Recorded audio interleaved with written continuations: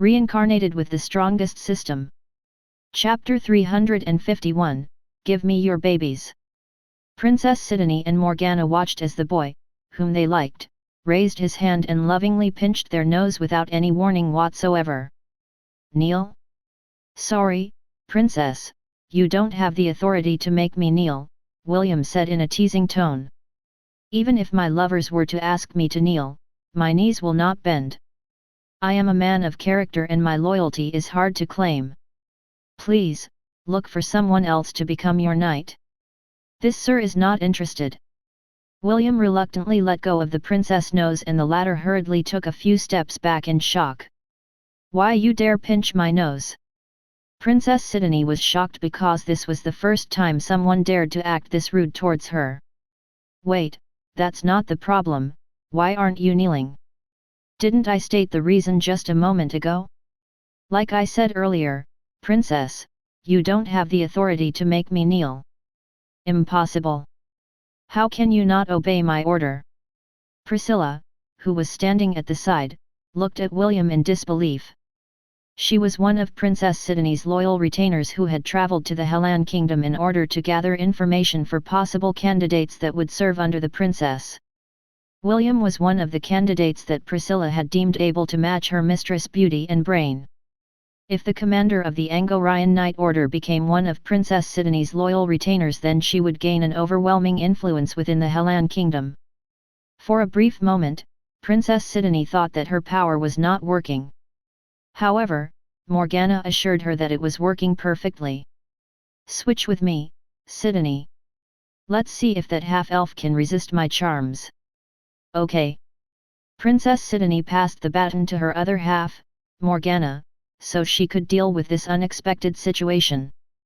The moment Morgana took control of Sidonie's body, the princess aura changed. Her hazel eyes turned a golden hue as she approached William with a seductive smile. Without asking for the half-elf's permission, Morgana grabbed his hand and pressed it over her chest. I want to give birth to your babies, Morgana said as she stared at William's eyes lovingly. Give me your babies. Princess Sidonie, who was watching from inside their mindscape, covered her face in embarrassment. She didn't expect her big sister to act so shamelessly in front of William and even demand that he give her his babies. No! Princess Sidonie screamed internally as her entire face turned beet red in shame and embarrassment. How she wished that she could dig a hole within their sea of consciousness, so she could bury herself in it. William raised an eyebrow because of the princess' unexpected action. If he was still the naive boy in his past life, he would definitely try to squeeze the soft chest that was right under the palm of his hand. Unfortunately, William had not only touched, but had done more things to the adult Wendy in his dreams. Not only that, he had also been trained by the goddess of lust herself in order to resist charms and seduction. The half-elf was now a veteran who would not easily bend to a beautiful lady's seductive charms.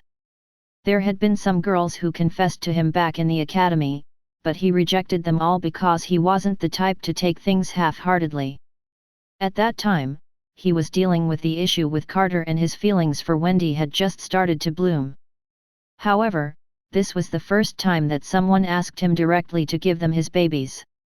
Even though William was thick-skinned, he wasn't able to stop himself from being shocked at the princess' unexpected demand. You want my babies? William inquired. He felt like the princess was just joking, so he decided to confirm what she said just in case he misheard her. Yes. I want to give birth to 2 of your kids. A girl and a boy. We will name the girl Abby and the boy Alex, Morgana nodded.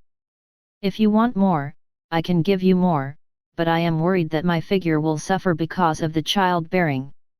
At most, I can promise you 3. How about it?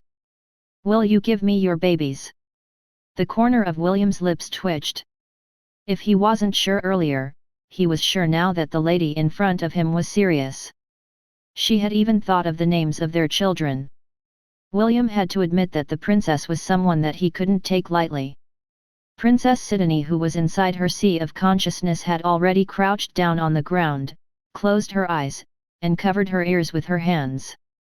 She was also chanting the phrases "this is not happening," and "this isn't real" repeatedly, as if trying to hypnotize herself that this was all just a dream. A few moments ago she only wanted to bury herself in a hole. Now, she wanted to slam her head against the wall to knock herself unconscious from the embarrassment. "I'm sorry, Princess."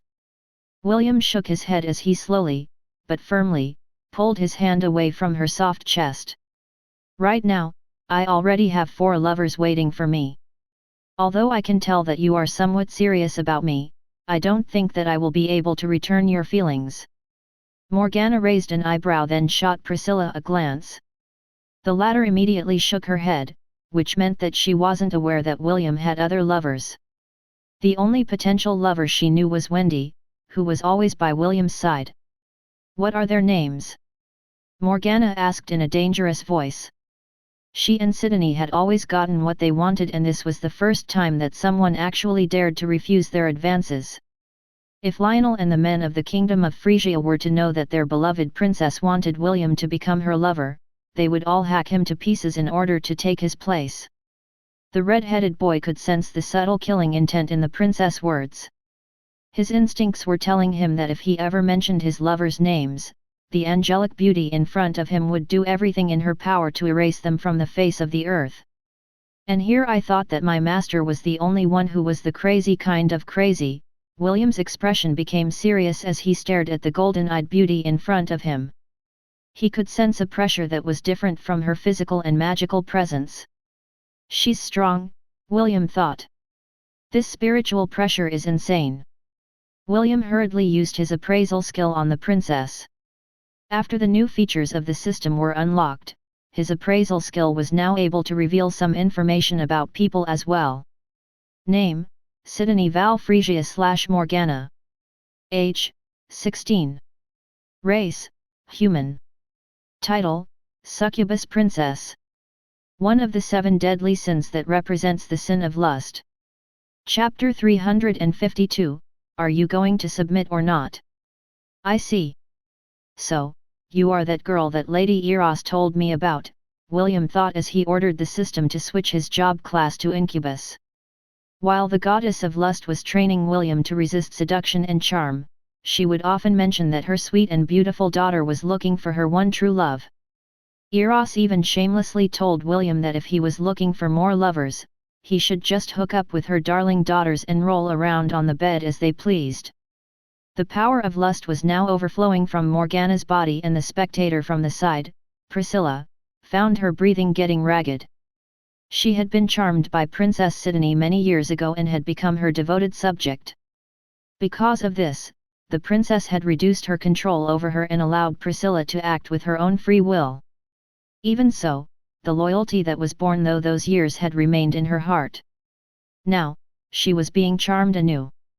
Morgana's powers were simply too strong for anyone to resist. Half a minute later, Priscilla looked at Morgana with an infatuated gaze, deprived of her ability to think and act. "Why?" Morgana asked. "Why is my power not working on you?" "Because I'm too handsome and you know it," William replied with a smirk. Fortunately, her charm is still lacking in Divinity right now. Earlier when Morgana tried to charm William, she was only using a fraction of her powers. Now, she was going all in, but to her surprise, the boy in front of her was still unaffected by her powers. Also, for some strange reason, she was finding him more attractive compared to when she had first switched with Princess Sidonie to take control of their body. What Morgana didn't know was that her powers and William's incubus job class were resonating with each other. William's own charm and charisma were strengthened whenever he used his incubus job class. This made Morgana, and Princess Sidonie, who had resumed her observation of the half-elf, confused and bothered. There hadn't been a time where they needed to use the full extent of their powers to charm someone. And even at their best, they were still unable to put the red-headed boy under their control. Morgana reigned in her surprise as she looked at William in a new light. "As expected of the man we chose. Good. Breaking you will be worth my while." A red mist enveloped the beautiful princess. Half a minute later, she reappeared wearing a dominatrix latex suit that highlighted her curves. Right now, she was only 16 years old, so her growth was still in its final phase. Even so, her irresistible figure, coupled with the power of lust, were more than enough to bring almost any man or woman to their knees. Morgana raised her hand and a blood-red whip materialized in the air. She grabbed its handle firmly in her hands. The beautiful seductress then lashed it on the ground, leaving a meter-deep gash that made William's liver itch. "I'll give her a tire 12/10," William thought as he summoned his wooden staff and took a fighting stance. "The only things missing now are the rope and the candles. Should I tie her up and make her understand that this sir is not someone she can bully?" The corner of Morgana's lips curled up as he eyed William from where she stood. "I'll give you one last choice. Kneel and submit to me, or I'll whip you until you submit to me." William snorted, "How about I whip you instead? You're not the only one who's trained with a whip." William summoned a water whip that floated in the air. Due to his connection with Ash, Ian, he was able to use her abilities as well, strengthening his control over his water magic. Morgana frowned because according to the reports she had read, William had no magic power whatsoever. She had also confirmed this when they danced together, at the banquet back at the palace of the Hellan Kingdom, because she learned through experience that some of the information that her subordinates may have gathered could be wrong. The frown on her face disappeared just as fast as it had appeared. Whether William had magic powers or not was not important. The important part was that she was planning to crush him and make him submit by force. "You want to whip me? Let's see if you can back it up." Morgana giggled. "Tell me, Sir William. Do you know where we are?" "You don't need to ask. I'll tell you the answer. We are currently inside Anthielm, the nest of the myriad ant queen who is also the guardian beast of the Aenisha dynasty. It's time for you to realize that going against me is the biggest mistake of your life." Two portals appeared behind Morgana. A few seconds later, two giant golden ants that were 5 meters tall crawled out of the portal and stood beside her. After Princess Sidonie had made the Ant Queen her beast companion, she gained the ability to summon the ant army anytime and anywhere she pleased. William narrowed his eyes as the information of the two newcomers appeared in his status screen. Golden Nightmare Ant. Ant Overlord. Threat level, SS, mid. Millennial Beast. Cannot be added to the herd. They are the personal guards of the Queen and overlords of the ant colony. They are among the few millennial beasts who specialize in both attacks and defense. Their scales are very tough and only spells of the 7th circle, and weapons made by Grandmaster blacksmiths, are able to damage it. These overlords can also use earth magic up to the 6th circle, which makes them a very formidable enemy to fight. Only full-fledged archmages and warriors can survive a battle against one of these behemoths. I'm going to be lenient and give you one last chance, Morgana said crisply.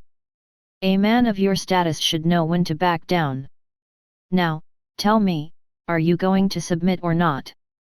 To Morgana's surprise, instead of feeling afraid, the half-elf seemed to be completely at ease. He was even assessing the two millennial ants as if they were some kind of delicacy. Thank you for being lenient, William replied with a smile. However, my answer is... A rainbow-colored anteater sprang up from behind William and raised its head in an arrogant manner. It gazed at the two golden ants as if they were mere two bugs that it could step on at any given time. The bodies of the two millennial ants suddenly shuddered. The moment the rainbow-colored anteater appeared, they felt that it was a terrifying foe that they couldn't beat no matter what. After basking in the limelight for half a minute, the Kasaganaga curled up into a ball and charged towards the nearest millennial ant. Its cute, yet imposing, voice echoed within the spacious cavern, making all the soldier ants that heard it scramble away in fear. I'm rolling. Chapter 353, The Sin of Lust. A pained shriek reverberated inside Anthielm as the golden millennial ant's body slammed against the cavern wall. The other millennial ant didn't fare any better as it too helplessly flew backwards after receiving an uppercut from the rainbow-colored wrecking ball. Morgana, who stood at the center of the two golden ants, was caught by surprise. She brandished her whip to hit the curled-up beast that she had never seen before, but the latter was quite nimble and evaded all of her attacks with ease. One could even say that Kasaganaga didn't even consider her a threat because Morgana's fighting ability was only around silver rank. This was equivalent to a grade D beast, which was far beneath the rainbow-colored anteater's rank. William had also noticed this point, so he ignored Morgana and immediately dealt with Priscilla, who was still in a daze due to the power of Morgana's charm spell. All it took was a quick and accurate jab to her lower jaw and Priscilla crumpled like a marionette that had lost its strings. "Sorry, I have no other choice," William said as he kept the black-haired beauty's body from falling to the ground. Although he knew that Priscilla's loyalty belonged to the Princess of Frisia, she was still his vice-commander. Also, Priscilla hadn't done anything to harm him. For William, it didn't matter if she had been a spy and reported his information to her kingdom. He was not worried about their information gathering because no matter how much information they gathered about him, half of it would be wrong most of the time. This was especially true when it came to his abilities and fighting prowess. "What are you doing? Kill that beast, now!" Morgana ordered the two millennial beasts as she summoned 8 nightmare ant commanders. These were the centennial-ranked beasts that the second prince of Anisha, Prince Aziel, had summoned during his battle with William. "Beat that hateful half-elf for me, but don't kill him." Morgana pointed at William with a hateful glare. She couldn't understand why the two millennial ants by her side were being helplessly toyed around with by the strange beast who seemed to be William's ally. Those were two millennial beasts, not some low-ranked monsters, but they couldn't hold a candle against a measly anteater who wasn't even in the centennial rank. Morgana couldn't believe it. She refused to accept it. "Ah, these guys again," William muttered while still holding the unconscious Priscilla in his arms. He then waved his hand. A blast of cold air permeated around him. Although the ants were stronger than him, that didn't necessarily mean that he had no way of dealing with them.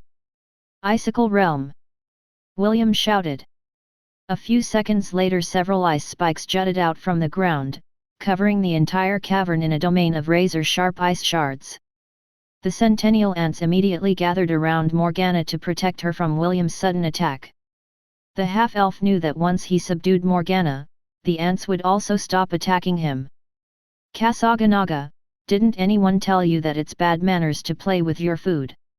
William yelled as he focused his attention on strengthening his icicle domain. "Che!"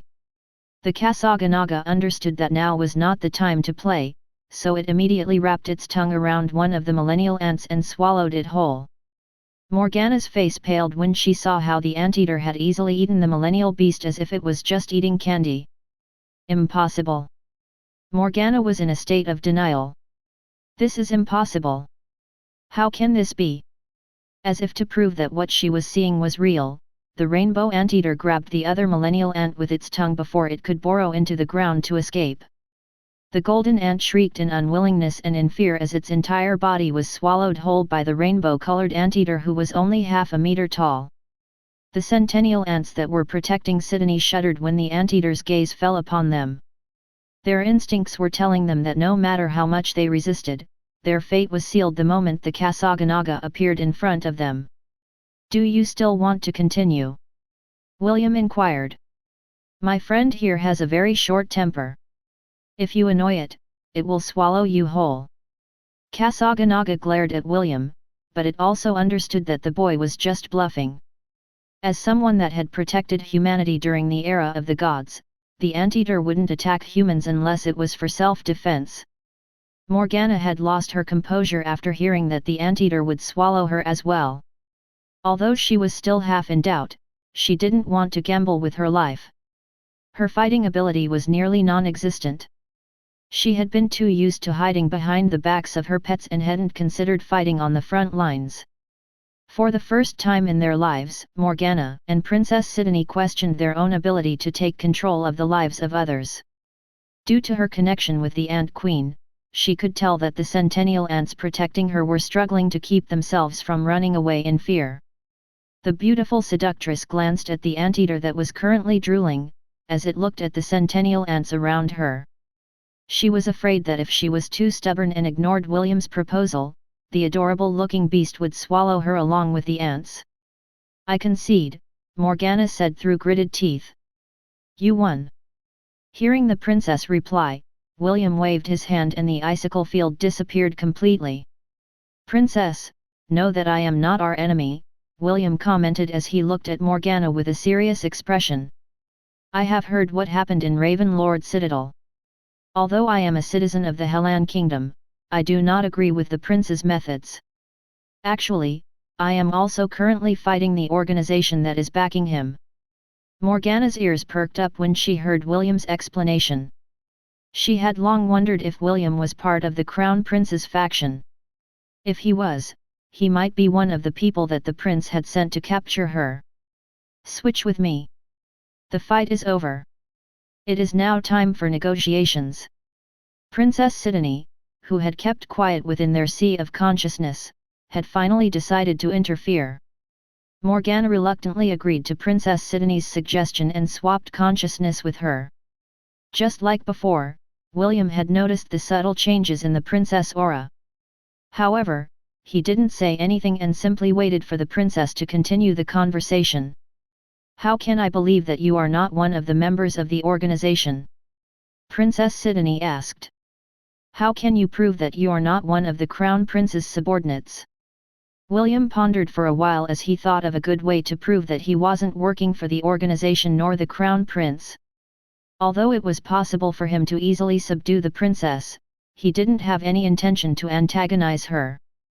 Their meeting was a complete accident, and William didn't want to part with her on bad terms. Right now, he was in need of allies and Princess Sidonie's ability to control the ants would prove to be very useful in the battles that were yet to come. After thinking long and hard, William decided to take a chance as he looked at the angelic beauty in front of him. "Do you perhaps know of Lady Eros?" William inquired. "I am one of the people to whom she has given her blessing. This is why your charm doesn't work on me." Princess Sidonie and Morgana flinched at the same time when they heard William speak their patron god's name. No one, not even their parents, nor their slaves, knew that the goddess they served was the goddess of lust. There were many people that had the power to charm others, so Princess Sidonie's case was not extremely rare. However, one thing was certain. In the world of Hestia, only the Princess of Frisia was a member of the 7 deadly sins that represented the sin of lust. Chapter 354, Not on the Same Side. "Yes. I am somewhere in the Anisha dynasty," William said via telepathy. "For now, tell Jekyll that I'm fine and that he should return to Lant for the time being." "I want to go where you are right now," Ash replied. "I've heard that Princess Sidonie is very beautiful. Knowing the kind of womanizer you are, I'm sure that you're going to cheat on us." "Don't be absurd. Why would I cheat?" William couldn't stop himself from grinning because he could feel Ash's jealousy. "Listen, I have 3 beautiful ladies as my girlfriends. There's no need for me to cheat." A brief silence passed by before Ash's voice once again spoke inside William's mind. "Have you seen her face?" Ash inquired. "Yes," William answered. There was no reason for him to lie in regards to Princess Sidonie. Right now, the two of them had agreed to cooperate with each other in order to fight against the organization that had brought disarray upon their respective kingdoms. "Who among us is more beautiful?" "You are more beautiful than her, of course. She doesn't even hold a candle against you." William had been personally trained by the goddess of lust, and part of her training sessions included the proper way to answer a girl's inquiry, especially when it came to questions that were asked due to jealousy. "You answered my question too quickly," Ash argued. "I knew it. I can't trust you to stay by her side.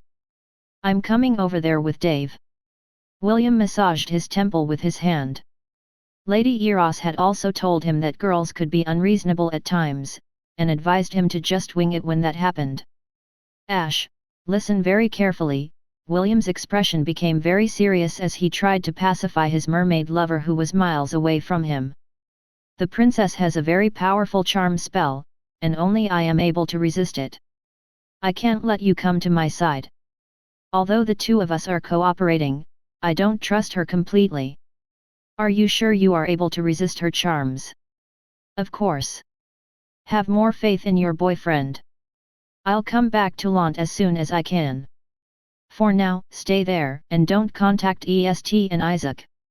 Now that the Undying Lands have disappeared, Connor will surely raise a ruckus. We don't want him to know that we were the ones who foiled his plans. After talking for half an hour more, William ended his long-distance communication with his jealous mermaid lover. Their means of communication had only become possible due to the fact that Ash had given William half of her spirit core.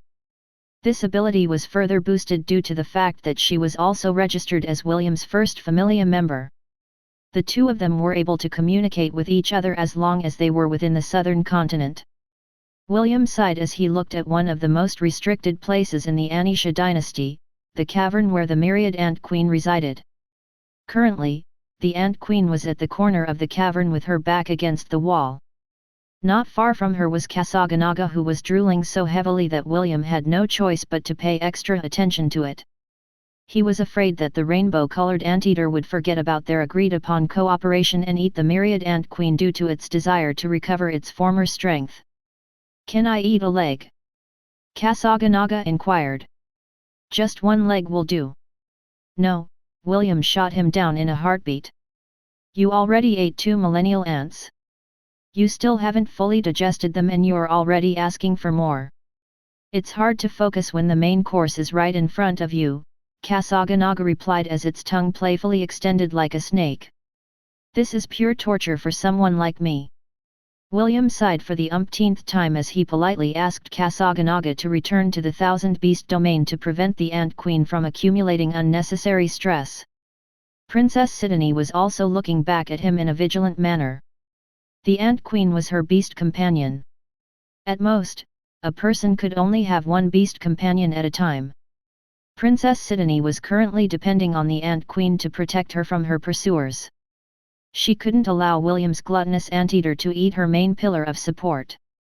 "Okay, time to share our information with each other, but before that, I'd like to ask the Ant Queen a question," William said as he took out the onyx medallion that he acquired after defeating Prince Aziel back in the Kirintor Mountains. "Tell me, how does this thing work?" William inquired. "If you lie to me, I'll let Kasaganaga lick you." The Ant Queen shuddered at the mere thought of having the bane of their existence lick her with its tongue. "Isn't that just asking to be eaten?" "The onyx medallion in your hand is the relic that I gave to the royal family of the Anisha dynasty," the Ant Queen answered. "Through it, you will be able to summon my children, but there is a limit as well. You can only summon 1 millennial ant, a dozen centennial ants, and 1,000 soldier ants that are between rank D and C. Can I use this as well?" "Only if I allowed it." "Will you allow me?" William asked with a smile. "Yes," the Ant Queen reluctantly replied. If not for the fact that she was afraid that the anteater would appear out of nowhere to eat her, she would have already crushed William to a pulp. The onyx medallion in William's hand glowed as the Ant Queen used her authority to grant William permission to use it. "With this, I'll have my own ant army as well," William thought. They were currently at war with the organization. He didn't mind using blackmail to have his way, especially when he was the one in control of the negotiation. The Ant Queen didn't mind giving William control over 1,000 ants. After all, the army under her personal command numbered in the millions. 1,000 was only a drop in the bucket, and she could always lay more eggs to create more soldiers to do her bidding. After giving William the permission to use the onyx medallion, the Ant Queen returned to her throne, which she had left earlier due to the threat that Kasaganaga posed. "You said that you had ordered scouts to check the current state of all 4 kingdoms, right?" William asked Princess Sidonie, who had regained her calm and was currently sitting on the Ant Queen's lap. "Do you have any news from them?" Princess Sidonie raised her head to look at the Ant Queen and the latter closed her eyes. As the mother of the colony, she was able to see what her subordinates could see. After several minutes passed, a frown appeared on the Ant Queen's face. It was as if she was seeing something quite unpleasant. The Anisha dynasty is currently under the control of black-robed men, the Ant Queen reported. The images I am getting match the profiles of the members of the organization that you mentioned to me before. However, it seems that they are not the only ones that are currently invading the lands of this continent. What do you mean? Princess Sidonie asked. Aside from the organization, who else is taking hold of the other kingdoms? The kingdom of Frisia is far from the east. It will at least take 2 more days before my scouts arrive in your kingdom, Princess Sidonie. However, a few of my scouts at the Zealand dynasty have already been killed, and they were not killed by humans. The Ant Queen's face contorted with rage. They were killed by elves. William's expression immediately changed when he heard the word elves. Before he left Lant, Celine had told him that there was a possibility that the elven race would also arrive in the southern continent. Naturally, she was not fully confident about her assessment, because this was only the conclusion she could come up with when the letter from her grandfather arrived. Elves? Sidonie asked half in doubt. Here in the southern continent? Are you sure? The Ant Queen nodded. I am very certain that the ones that have killed my children are elves. As long as they have only been dead for less than a day, I can still recover the memories they left behind. Do you know how many elves there are? William inquired. At least an initial estimate. The Ant Queen once again closed her eyes as if scanning the memories of her deceased scouts. Several thousands, the Ant Queen answered after a minute. The majority of them are young. If I am to make a bold conclusion, they wouldn't surpass the age of 20. This is the only reason that I can think of as to why they didn't turn into crystal statues. Also, there are also a few adults supervising them as well. I don't know how many there are, but I'll make a rough guess and say that they won't go over 20. Princess Sidonie felt that there was something more than met the eye with the appearance of the elven race. As a strategist, she would always try to understand her target's way of thinking in order to counter them. Are they doing something out of place? Princess Sidonie wondered. The Ant Queen pondered for a while as if trying to organize her thoughts. Before one of the scouts died, they were able to see a structure that was currently being built. I don't know what it is for, but I'm guessing that it holds a significant meaning to the elves. Also, I saw something quite interesting. And that is... William focused his undivided attention to the Ant Queen, who was currently looking down on him with an evil smile. The organization fled from the Zealand dynasty, the Ant Queen replied. It seems that they are not on the same side. Chapter 355, Invaders from the Kraetor Empire. William looked up at the grey sky that was covered with thick clouds. Ever since the continental spell was unleashed, the light of the sun had not appeared again within the southern continent. Too bad, I can't increase the level of my sun-night job class, William thought as he closed his eyes. He then remembered the smug expression of the sun god, Lug, who had made things difficult for him back in the Temple of the Gods. If possible, William didn't want to see him ever again. The red-headed boy was currently lying on the highest point of the ant nest, while he arranged the information that he had gathered from the Ant Queen, as well as Princess Sidonie's own conclusion. Elves. William didn't know how to feel about these invaders that had come from distant lands. For him, elves were a complicated bunch. His mother, his master, and the dean of the academy were the only 3 elves that he knew so far. If someone were to ask him if he hated the elves, the answer would be just a little. He was forced to part with his mother because she was afraid that he would be targeted by his father's enemies. His master, on the other hand, had made sure that he learned things the hard way. As for the dean of the academy, William didn't know him well enough to give his opinion. At the very least, the 2 of them were not at odds with each other. However, one thing is for sure, William mused as he opened his eyes. They didn't come here for peace. They came here with the intention to invade. According to the scouts that the Ant Queen had sent to the Zealand dynasty, the elves had either imprisoned or enslaved the teenagers that tried to resist their invasion.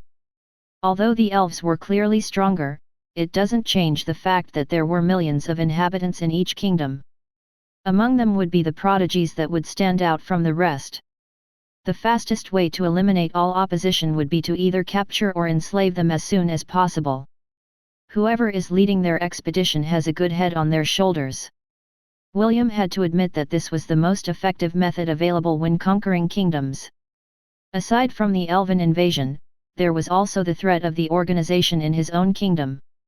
Although the elves and the organization seemed to be at odds with each other, William instinctively felt that trying to form an alliance with them was a very bad option. There was also the matter with Kasaganaga. The moment the Anteater became aware that elves had arrived, he had returned to the Thousand Beast domain to fully absorb the 2 millennial ants that he had eaten a few days ago. William could tell that the deity of the sky was focusing on getting as strong as it could.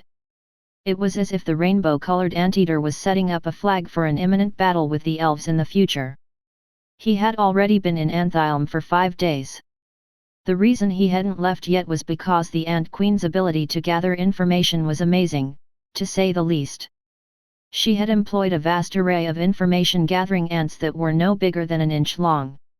Even at great distances, they could relay the information to the Ant Queen in real time, which saved William the trouble of sending Ethon, his little wren, to gather information from all 4 kingdoms on the continent.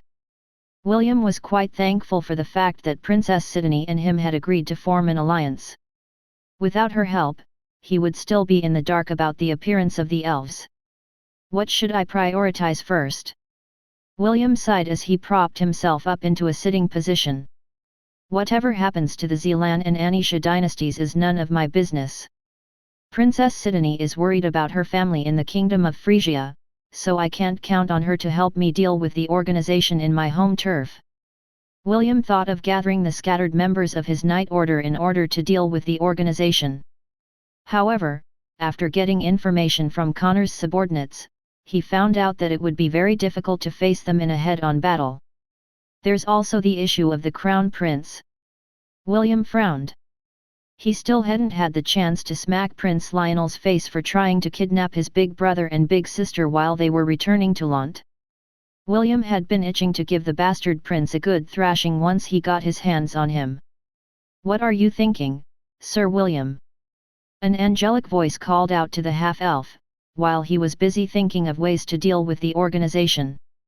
Princess Sidonie walked towards him with the veil covering her exceptional good looks, which had brought many men and women to their knees. "I'm thinking about the problems I need to deal with within the Hellan Kingdom," William answered honestly. "How about you? Do you have any plans to go back to the Kingdom of Frisia to liberate your people?" Princess Sidonie didn't answer. Instead, she sat beside William and stared at the massive ant colony in front of her. "I have some good news and some bad news," Sidonie said after a minute of silence. William scratched his head in a helpless manner. "Great. More bad news. Go on, tell me the bad news first." Princess Sidonie turned her head to the side to look at William. Frankly, the half-elf didn't know why the princess returned to wearing her veil after he had seen the face of the beauty that could bring down a nation. What he didn't know was that Princess Sidonie didn't want to face him straight on and used the veil to hide her expression. She was still embarrassed by how Morgana had acted in front of the red-headed boy.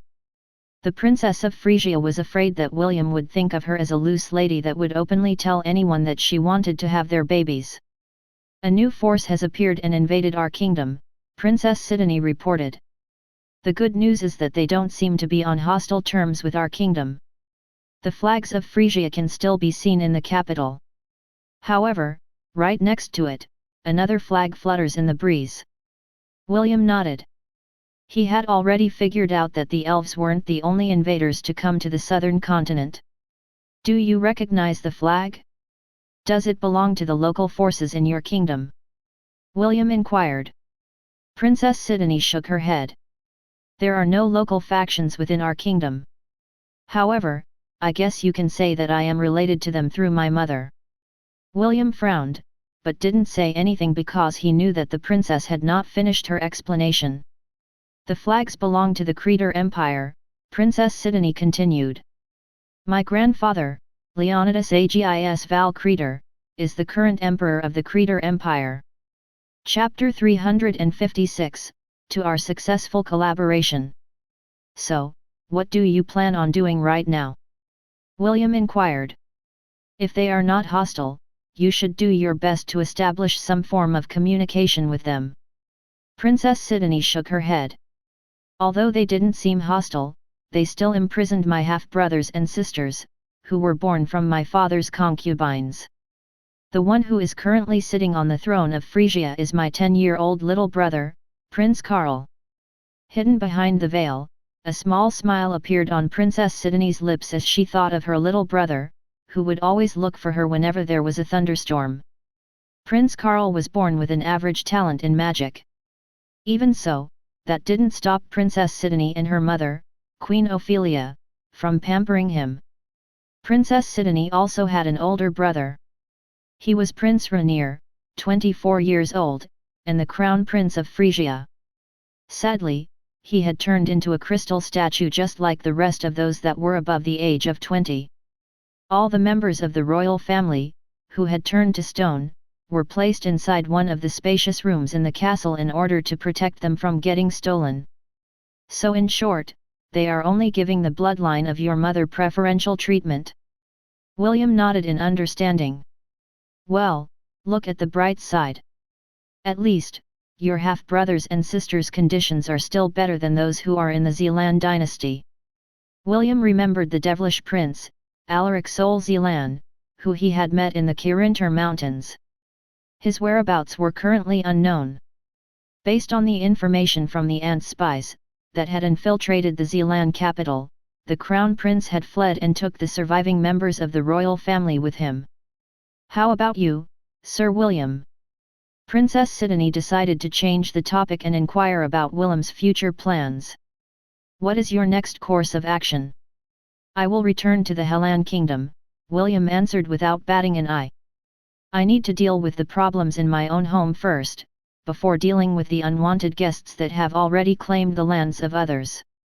A few minutes of silence passed between them before Princess Sidonie spoke what was currently inside her head. I'll go with you, Sir William, Princess Sidonie said. I may not be that much of a fighter, but I can offer you my advice when necessary. Also, I can summon a legion of warrior ants to my side. This will greatly aid you in fighting against the organization. If you want, I can even help you become the new king of the Hellan kingdom. William chuckled as he gazed at the princess by his side. Your offer is very tempting, princess. However, I have no wish for dominion. Even so, if you are willing to aid me in my quest, I'll gladly accept your offer. But, what is the catch? I'm sure that you want something else in return, right? Don't tell me that you want to have my babies as compensation. The half-elf wasn't able to stop himself from teasing Princess Sidonie. Unfortunately, her face was covered by a veil, so William couldn't see her current expression. Princess Sidonie's face reddened, but the veil on her face saved her from her embarrassment. She didn't even bother to reprimand William's teasing, because she couldn't possibly tell him that she was not the one that asked for his babies. He. You're so funny, Sidonie. Just say yes and let darling pin you down. Oh. Stop teasing me. This is all your fault, big sister. I admit that it is my fault. Now, switch with me and let me fix this problem for you. No. Sidonie rejected Morgana's offer. She was afraid that if he allowed her other half to take control, she would die of embarrassment if her bold and fiery counterpart were to do something provocative again. After regaining her composure, Princess Sidonie pretended as if she hadn't heard William's teasing and went directly to the heart of the matter. If we are going to return to the Hellan kingdom, we'd better return soon, Princess Sidonie proposed. The Ant Queen will keep me updated if there are any new developments from the Kraetor Empire and the elves. Let's deal with your problem first, so you can help me deal with mine. Okay. William agreed. He then stood up and offered his hand to the princess who had piqued his interest. To our successful collaboration, William said. Princess Sidonie raised her own hand and grabbed William's hand. Unlike her own hand, the shepherd's hand was rough to the touch. Even so, she held it firmly because this hand belonged to the person she had recognized as a candidate to become her prince. The only boy in the entire southern continent that was not affected by the power of her charm. Yes. To our successful collaboration, Princess Sidonie replied as she held William's hand. 2 miles away from the ant colony, a man, wearing a black robe, looked at the two teenagers using a telescope. He was none other than Callum, who wanted to find the whereabouts of Princess Sidonie. The organization had secretly placed a tracking spell on the princess flying carriage as insurance should she escape from their grasp. After following the trail for days, he had arrived in the lands of the Anisha dynasty and entered Anthium, where the guardian beast of the dynasty resided. He was quite shocked when he found out that the princess entered the Ant Queen's domain. For him, the princess' action was completely suicidal. He even wondered what Princess Sidonie was thinking, doing such a crazy thing. However, Callum received another shock when he saw that the commander of the newly formed Night Order was with the princess. According to their information, William was currently in a comatose state due to the injuries that he had received during the demon invasion. This was why he had been left behind when the students of the academy had gone to the front lines to help defend their kingdom. Callum also observed the behavior of the ant soldiers that were currently doing their duties. He noticed that none of them were paying attention to the two teenagers who were chatting happily right above their heads. Connor's right-hand man was aware that Princess Sidonie had the power to charm others. However, he didn't know how powerful her charm was. Looking at the scene in front of him, Callum felt that they had greatly underestimated the princess that Crown Prince Lionel was madly in love with. "I need to report this to my lord," Callum muttered as he stealthily backed away. "If my hunch is correct, then she might have already charmed the Ant Queen." Although this was a ridiculous thought, Callum was unable to toss it aside. The warrior ant's current behavior was more than enough for Callum to believe his suspicion. If his hunch was correct, then the princess was now someone who now had an entire army at her disposal.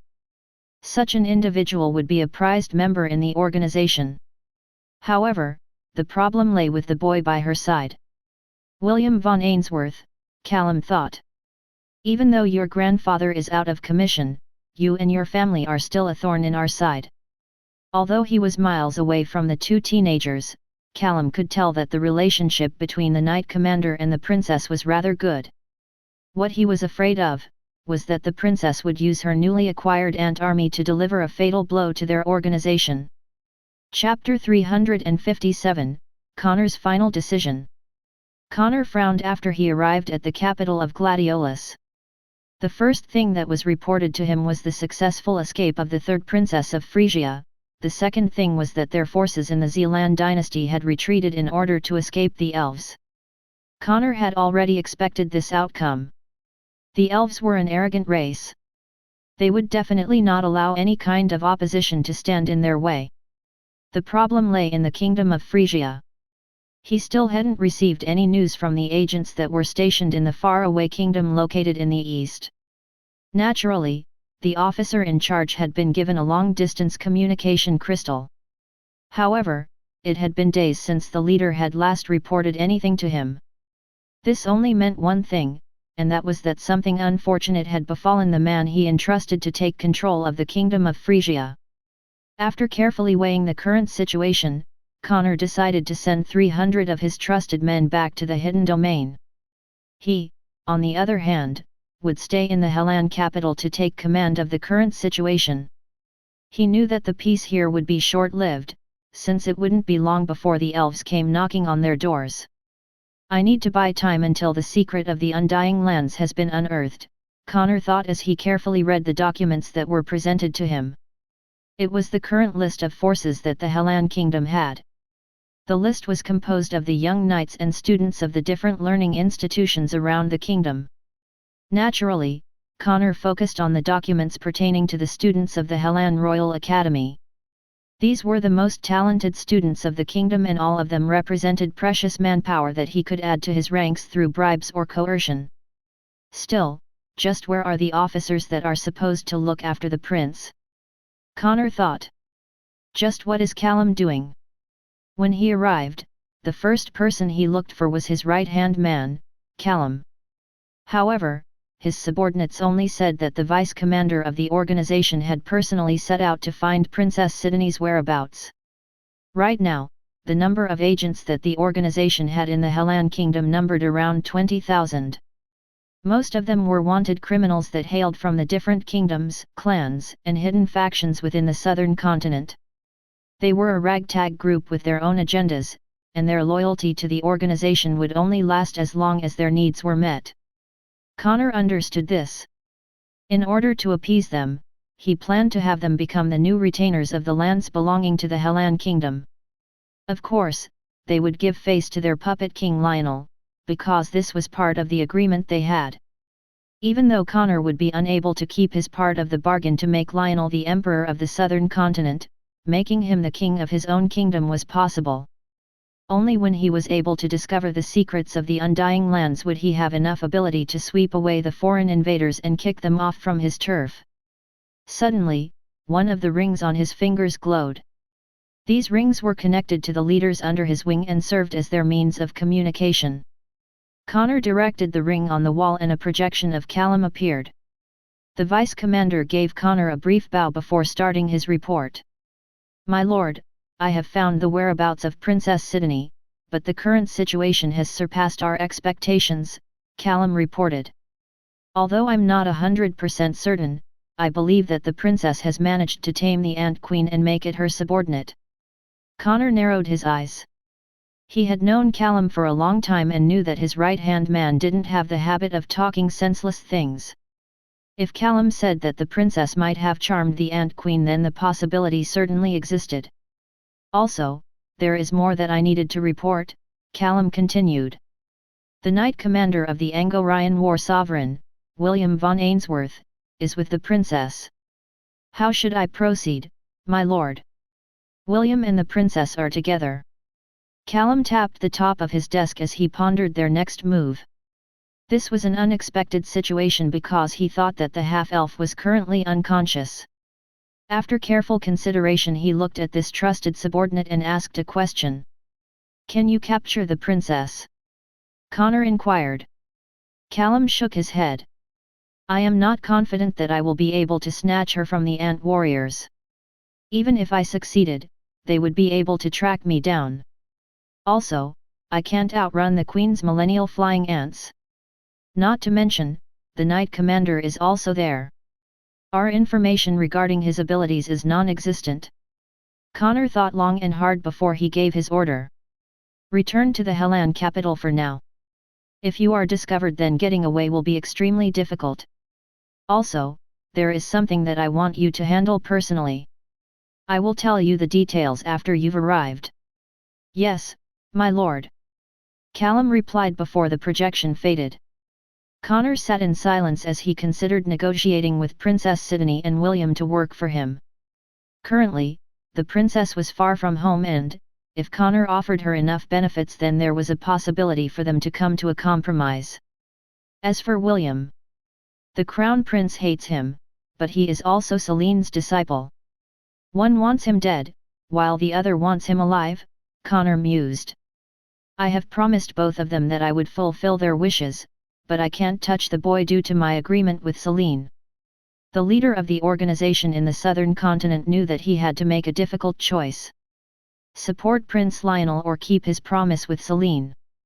The prince had given him the key to the Undying Lands, while the latter had given him the means to use the miasma to weaken the forces of the Hellan Kingdom. Not only that, the research for the artificial super soldiers, that had led to the birth of the gigantic troll hound, was research that Celine had started many years ago. Unfortunately, she abandoned it.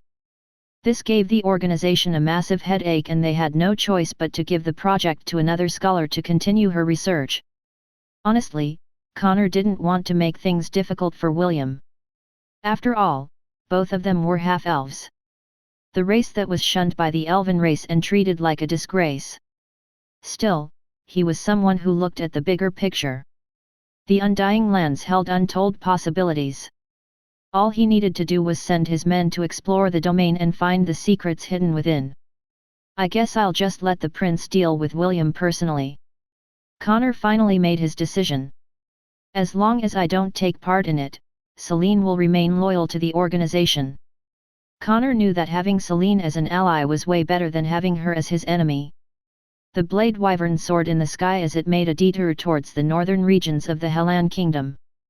Before returning to Lont, William wanted to talk to the demigod of the Kirintor mountains, Takom, and ask for advice on how to break the spell that had turned the adults into crystal statues. The last time they met, the demigod had mentioned that the two of them could meet again when the sky falls.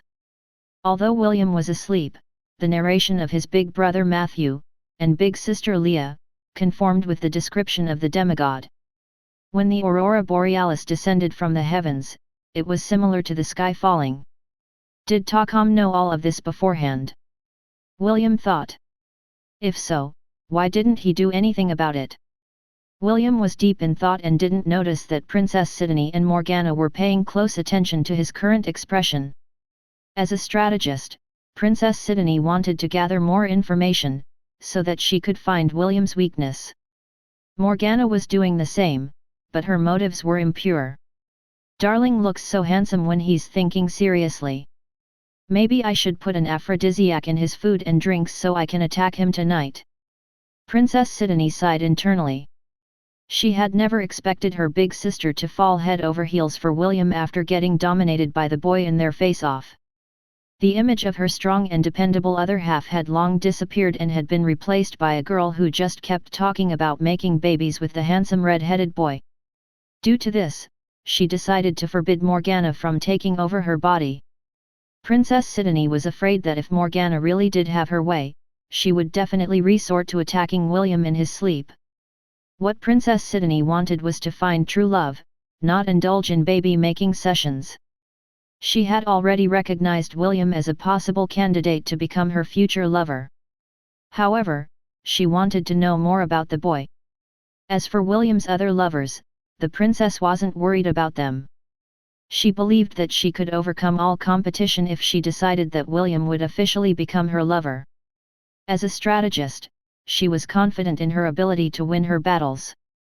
The only problem was, this was her first time to be on the battlefield of love.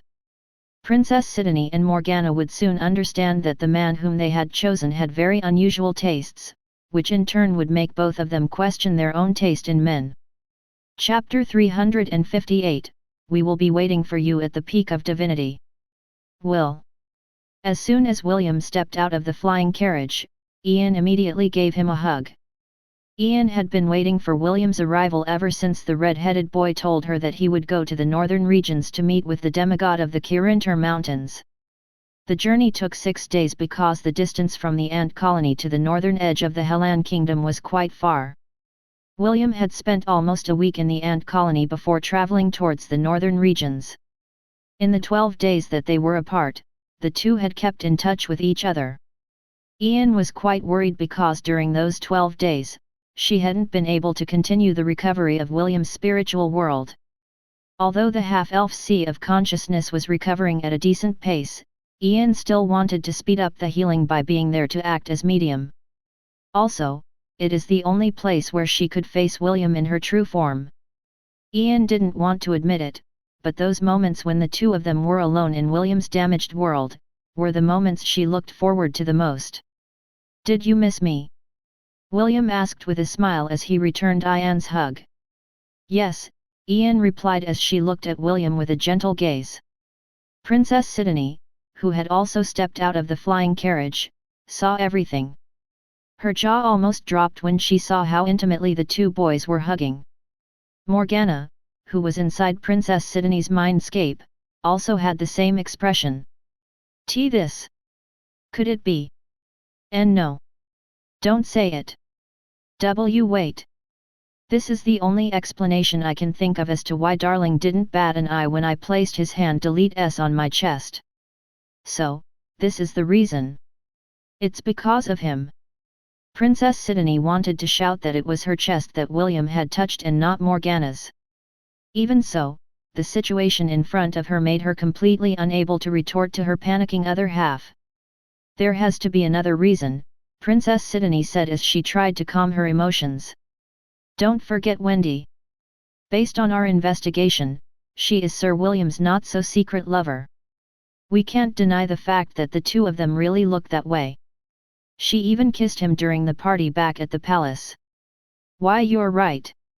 Morgana grabbed Princess Sidonie's argument like it was her last lifeline. While still hugging William, Ian glanced at the veiled princess, who was looking back at William and him. Ian didn't like the fact that William had spent 12 days with the princess who was said to be an angelic beauty. Although she knew that William was not someone who picked up beautiful girls left and right, she still wasn't able to stop herself from feeling jealous. Ian rested her chin on William's shoulder and gave the princess a sweet smile.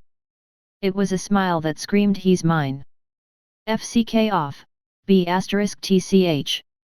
Morgana almost spat blood from within their mindscape because her understanding of the handsome half-elf had done a complete reversal. With just a glance, she and Princess Sidonie could tell that William wasn't acting. The half-elf seemed to enjoy Ian's show of affection and it made the two of them question their taste in men. Sidonie. Did we make a mistake? William was unaware that Princess Sidonie and her other half were questioning their standards in men.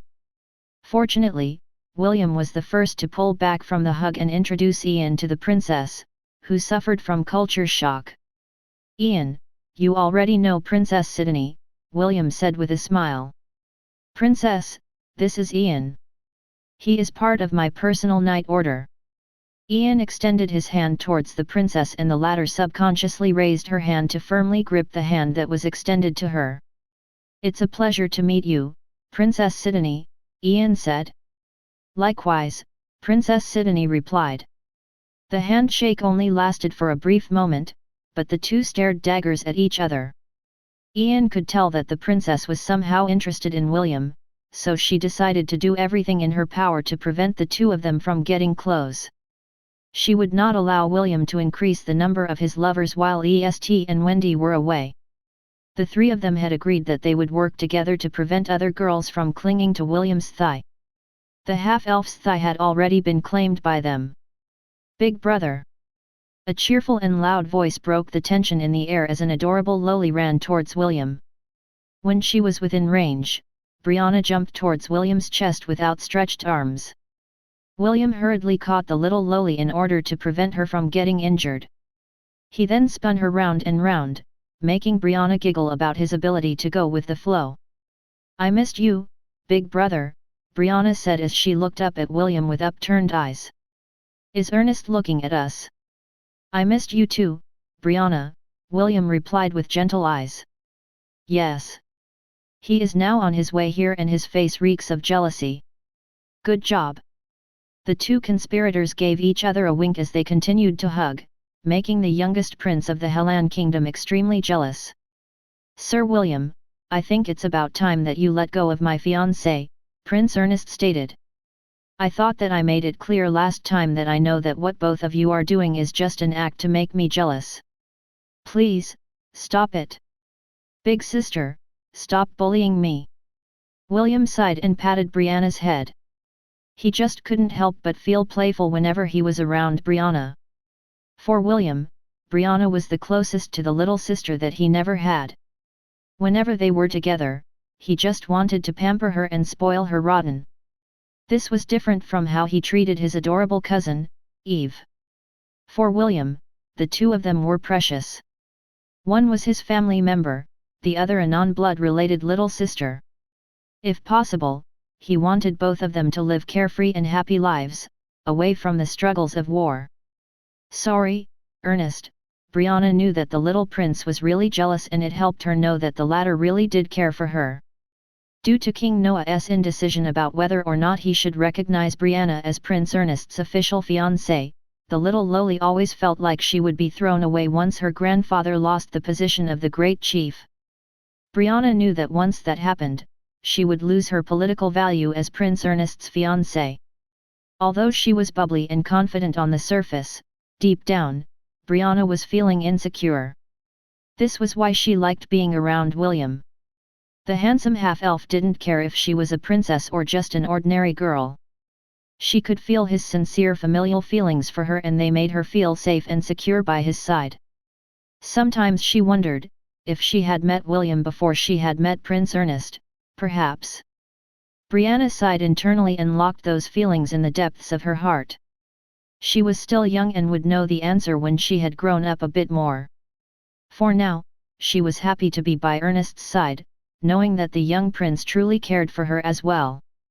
"Sir William, how is the capital?" Prince Ernest inquired. "Is His Majesty safe?" Prince Ernest was aware that all the adults had turned into crystal statues because Simon, the dean of the academy, had also become a statue a few days after they arrived in the Kirintor mountains. The great chief had received them warmly, but he, too, turned into a crystal statue when the aurora borealis descended from the sky. No adults in the northern regions were spared from the continental spell. Right now, the one taking charge of all of the tribes was none other than Brianna. In the absence of the great chief, her father, mother, and uncle, Brianna was the highest authority among the northern tribes. She was now currently the great chieftain and was doing her best to ensure that the tribes would be able to function. Fortunately, the northerners were both warriors and hunters. Just like every strong faction in the continent, the tribes didn't lack prodigies who stood out from among the rest. These prodigies were currently working hand in hand with the survivors of their own tribes to provide food and security to their people. "I welcome your return to the Kirintor Mountains," a female voice said as a blue portal appeared in front of William. The oracle that served the demigod of the northern regions appeared. William was surprised because the oracle hadn't been affected by the continental spell. This made him affirm that the King of Goats had already known that this was going to happen and had sheltered his oracle in order to prevent her from being turned into a crystal statue. "Lady Brianna, you are doing a fine job in leading the survivors," the oracle said with a smile. "Our lord is very satisfied with your management. He told me to tell you that you have his blessings and may you continue to strive to ensure that the tribes will continue to thrive, despite the hardships that we are currently facing." Brianna bowed respectfully to the oracle with her hands pressed over her chest. "My sovereign's will is my will. I will serve according to His Excellency's wishes." The oracle gave Brianna a nod of approval before returning her attention to the red-headed boy who had come all this way to meet with her master. "Please come and visit the first peak in 2 days," the oracle stated. "My lord is currently busy and he will see you at the promised date." The oracle turned towards the portal, but she stopped before taking a step inside it. "The wind may blow, but the ice will never melt," the oracle said softly. "We will be waiting for you, Sir William, at the peak of Divinity." After saying those parting words, the oracle left without turning back. The blue portal disappeared and William sighed in his heart. He had wanted to meet with Takam that very day, but the oracle said that the demigod was busy. "I guess I will have to wait 2 days before I see him," William thought as he allowed himself to be dragged towards the lodging that was prepared for him by Ian. The two of them had been separated from each other for too long and the mermaid was dying to have a tryst with William, in a world that was meant solely for the two of them. Chapter 359, Who Dares to Get in My Way? William looked towards the east as he waited for the sun to rise. It was still dark, and the air was quite chilly, but the half-elf didn't mind it one bit. Ash had taken the initiative to show William how much she had missed him, which caught him completely by surprise. They said that absence makes the heart grow fonder, and the red-headed boy experienced firsthand how a mermaid showed her affection to her significant other. Although Ash could only transform into her true form for 3 hours a day, it was a different story in William's spiritual world. She could stay in her true form for as long as she wanted in that world where there were no barriers between the two of them. Whenever William thought back to when he and Ash first met, a smile would always appear on his face. "She will probably wake up around noon," William grinned after thinking about his exhausted lover, who was still sleeping in their warm and comfortable bed. The union between souls was very different from a physical union. It was more intimate, which helped William increase his synchronization rate with Ash. Familia. First Familia member. Ashura dy Cordelia. Host is able to use Wave Rider skill. Host is able to use Water Whip skill. Host has acquired Familia Oversoul skill. Increase plus 15 enhancement bonus to all stats. Strength of stats and abilities will increase, or decrease, depending on the synchronization rate between the host and his Familia member. Synchronization rate, 42%. Owen's and Lady Eros techniques are really effective, William thought as a mischievous smile appeared on his face. After coming to know the basics from Owen and training under the goddess of lust, William became confident in how to satisfy his lovers. Unfortunately, he was still underaged, so he couldn't do it physically. However, inside his spiritual world, the union between souls was possible. "Good morning, Sir William." An angelic voice laced with surprise called out to him from behind. "Good morning, Princess," William replied. "You're up early. Were you not able to sleep properly?" Princess Sidonie shook her head as she walked towards William. "I'm just not used to sleeping in a place that I've never been before. I envy Priscilla. She's still asleep in our room right now." William nodded in understanding. He had also experienced something similar when he accompanied Ezio as part of his training. After the short exchange, William once again turned to face the east, waiting for the sun to rise from the edge of the world. Princess Sidonie stood a meter away from him. Her big sister, Morgana, was still resting within her mindscape. It was now a good time to ask the boy she liked the most some personal questions, while her other half was still asleep. A/N, mindscape is another term for spiritual world, and sea of consciousness. However, I will be using mindscape more when referring to Sidonie's and Morgana's world. "Sir William, you seem close with Sir Ian," Princess Sidonie said. "What is your relationship with each other?" William's attention was so focused on waiting for the exact moment when the sun appeared in the east that he casually gave an answer to the princess' inquiry. "Ian is my boyfriend." William almost bit his tongue as he forcefully stopped himself mid-sentence. "The two of us are friends." Princess Sidonie noticed William's sudden break in his words and decided to pry further. "The two of you seemed closer than friends," Princess Sidonie commented. "For a moment, I thought the two of you were lovers." "Ha ha ha! How can that be possible?" William might have looked like he was amused with Princess Sidonie's words, but deep inside he was already sweating buckets. Due to the fact that he was separated from Ash for almost 2 weeks, he had completely forgotten that he shouldn't show any kind of intimacy when the two of them were in public. "You're thinking too much, Princess," William said. Princess Sidonie nodded. She was still half in doubt, so she decided to ask a follow-up question. "What is your relationship with Lady Wendy?" "She's my lover." "So, you admit that she's your lover?" Sidonie inquired. "Of course," William replied in a carefree manner. The image of the beautiful blonde beauty whom he teased when he was awake, and who beat him up in his dreams, flashed across his mind. "I wish she was here." Princess Sidonie felt relief and a slight pain in her chest after hearing William's words, that were filled with love and longing. Relief because she had confirmed that the boy she liked was only interested in girls, and pain because, even though Wendy was not by his side, he still thought of her. This show of affection made her feel as if something was pricking her heart, making it feel pain. "She's a very lucky girl," Princess Sidonie said softly. William shook his head as he faced the princess by his side. "I am the lucky one, to be able to have her in my life." It was at this moment when the sun rose in the east and cast its light on the half-elf's back. Princess Sidonie looked at the handsome boy whose hair was as red as flames and whose eyes were clear and bright. The light of the sun provided a golden backdrop, which made him look like he was part of a beautiful painting. Princess Sidonie wasn't able to stop her wildly beating heart from skipping a beat, as her attraction to William grew in that brief moment in time.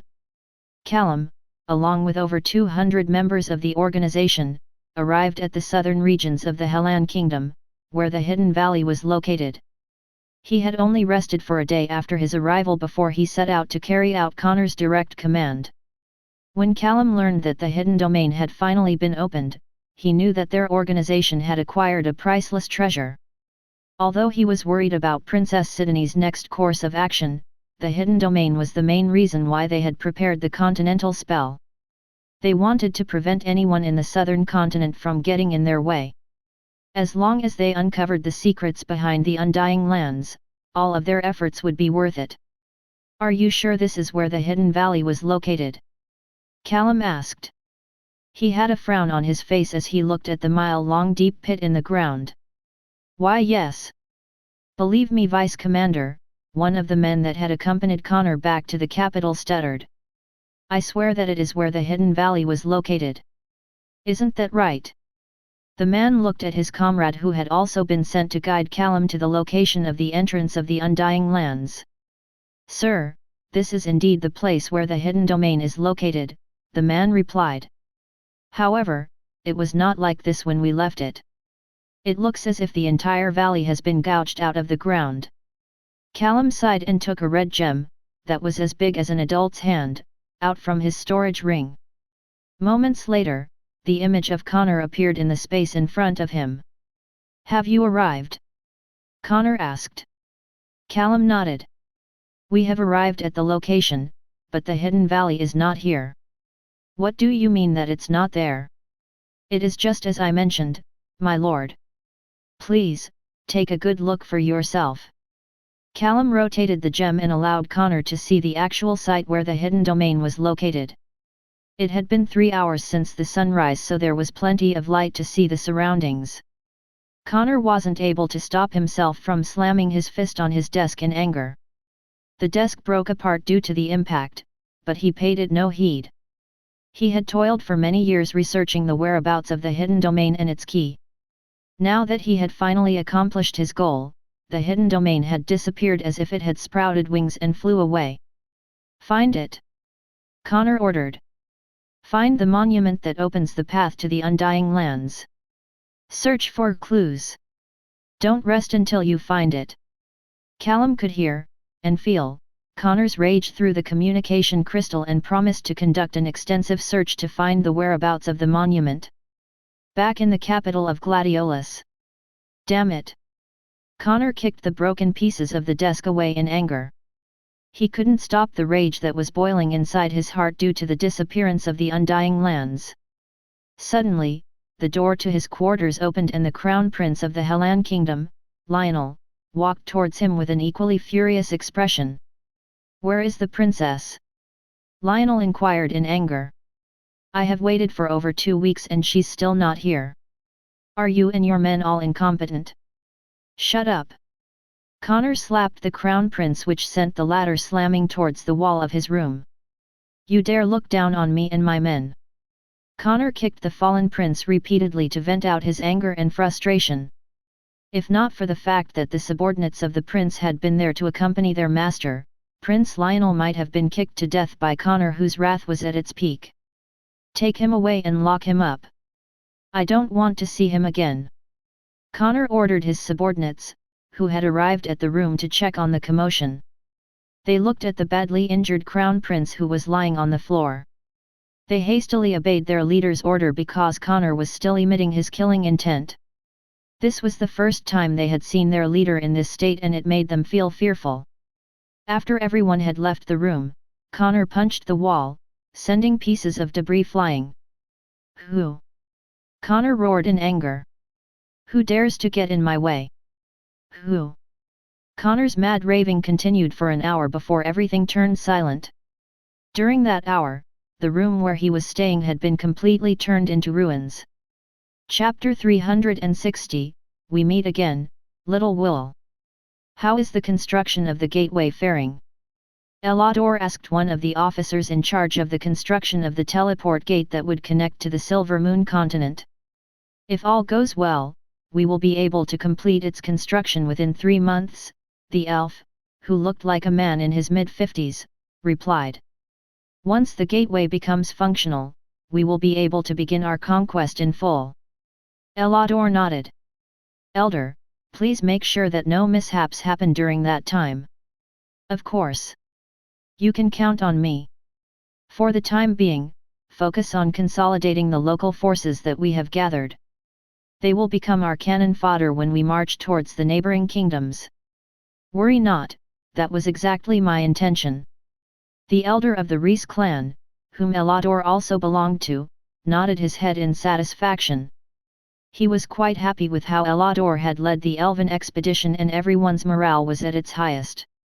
The number of human slaves was also increasing. Due to the many years where elves were captured and treated as slaves by the humans, they had developed a deep-rooted hatred of the people whom they referred to as barbarians. Naturally, Ellador allowed his subordinates to pick their favorites from among the lot and do whatever they pleased with them. Ellador himself had 6 beautiful ladies whom he kept as his bed warmers. All of them had collars on their necks, which put them completely at his mercy. I will take my leave, Commander, the elder bowed respectfully. Go, elder, Ellador gave the old man a brief nod. May the goddesses of the moons shine upon us all. The old man placed his hand over his chest. May the goddesses of the moons shine upon us all. After the elder left, Ellador left his room and went to the highest vantage point of the castle of the Zealand dynasty. The wind blew through his long blonde hair and his deep blue eyes stared towards the east. According to the spirit beasts that served as scouts, the Kraetor Empire had taken hold of the kingdom of Frisia. The distance between the Zealand dynasty and the kingdom of Frisia was far, but Ellador knew that it was only a matter of time before he clashed with one of the most powerful armies in the central continent. He then gazed towards the north, where the Anisha dynasty was located. Just like the kingdom of Frisia, the Anisha dynasty was quite far from their location. Finally, the elven commander shifted his attention to the west. The closest kingdom to their territory was the Hellan kingdom. After a long meeting with the elders of the different clans and his trusted officers, Ellador decided to strike at the Hellan kingdom first after they had successfully solidified their control over the Zealand dynasty. 3 months, Ellador muttered. In 3 months, our reinforcements will pass through the gates. A smile appeared on the handsome elf's face. He was looking forward to the appearance of their clan's guardian beast in the southern continent. Soon, father, Ellador thought. Soon, I will be able to realize your dream. Also I will find that filthy half-breed and bring him back to the Silver Moon continent in chains. With him as our captive, the head of the council and the Saintess will have no choice but to give in to our demands. Ellador grinned.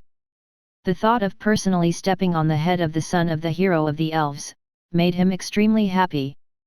To his clan, the moment the elves had to entrust their safety into the hands of a human was the greatest shame of their lives.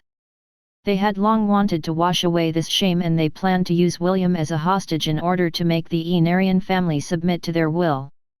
William made his way towards the first peak of the Kirintor mountains as per his agreement with the oracle, who came to meet him when he had arrived among the northern tribes. He didn't know why he had to wait 2 days before meeting with the demigod, Takam. However, since he was the guest in his domain, he had no choice but to obey the host's wishes. This time around, he was told to travel alone. William didn't find this request strange, because bringing people along wouldn't aid his purpose for coming. After traveling for half a day, William finally arrived at a stairway that led to a snow-covered palace that was hidden deep within the Kirintor mountains. Standing at the very top of the stairway was the one and only oracle of the northern regions, Olivia. "Welcome, Sir William." Olivia greeted. "The master is waiting for you." William nodded and allowed Olivia to lead the way. The two passed through the empty halls of the palace before they arrived at the gates of the throne room. "This is as far as I go, Sir William," Olivia said with a smile. "May your meeting with His Excellency be fruitful." After saying those words, Olivia left William behind. She still had things to do, which were also the wishes of the demigod she served. William took a few deep breaths to compose himself before he opened the gates. Just like last time, the throne room was covered in a thick white fog. The half-elf walked forward as the gates behind him closed silently. A minute later, a clearing appeared within the fog, showing a 3-meter-tall goat that sat on a throne with an amused expression on his face. "We meet again, little Will," Takam said in a teasing manner. "It's quite unfortunate that you were sleeping when the sky fell. It was such a majestic sight that will probably not happen again in your lifetime. It's truly a shame that you didn't get to see it." William scratched his head because he had no retort for the demigod's teasing. He was in a comatose state when the continental spell activated, so he wasn't able to even see a glimpse of this once-in-a-lifetime phenomenon. "Don't worry." Takam chuckled. "Consider this as a small gift from me." Takam snapped his fingers. Immediately, Takam and the throne room disappeared. William found himself standing on the hill of Lant where he used to watch the sunrise. Suddenly, a loud, mocking, laughter was heard as a gigantic red skull appeared in the sky. William saw several pillars of light shoot towards the heavens. Moments later, specks of light gathered around the giant red skull. Soon, the skull stopped laughing and opened its mouth to swallow the millions of souls of those that had died on the battlefield. A minute later, a red beam of light shot towards the heavens from the red skull's forehead. As if waiting for that exact moment, a golden beam of light came from the west and collided with the red ray that came from the red skull. The two beams of different colors intertwined, forming a purple aurora borealis. William felt his hair stand on end as the purple sky descended towards the ground, bathing the land with its colors. William covered his eyes as the aurora descended upon him. Even though he knew that what he was seeing was not real, his body still unconsciously moved due to his instincts. A few moments passed before William regained his senses. He was once again inside the throne room and in the presence of the demigod that ruled the Kirintor mountains. "I told you that we would meet again when the sky fell," Takam said with a serious expression. "Young man, the two of us have many things to discuss." William turned towards Takam. "Your Excellency, you already know the reason why I came here," William said in a respectful manner. "Can you help me undo the curse that has plagued the continent?" Takam propped the side of his face using the palm of his right hand as he looked at William with amusement. "The curse is unimportant," Takam replied. "There's nothing you can do to lift the curse, but it is not omnipotent. At most, you will just need to wait 2 years before the curse loses its effect. By then, all of the people that have been turned into statues will once again regain their freedom." William felt relieved and disappointed at the same time after hearing the demigod's explanation. Relief because the curse had an expiration date, and disappointment because he would have to wait up to 2 years for that to happen. While William was deep in thought, Takam casually waved his hand and a table filled with tea and snacks appeared beside the boy. The half-elf unconsciously sat on the chair and stared at the demigod, waiting for him to continue. After making sure that his guest was comfortable, Takam resumed their chat. "Now, I don't know how you did it, but you got more than you bargained for." Takam chuckled. "Even now, I don't know if I should praise you for your boldness, or mock you for your stupidity.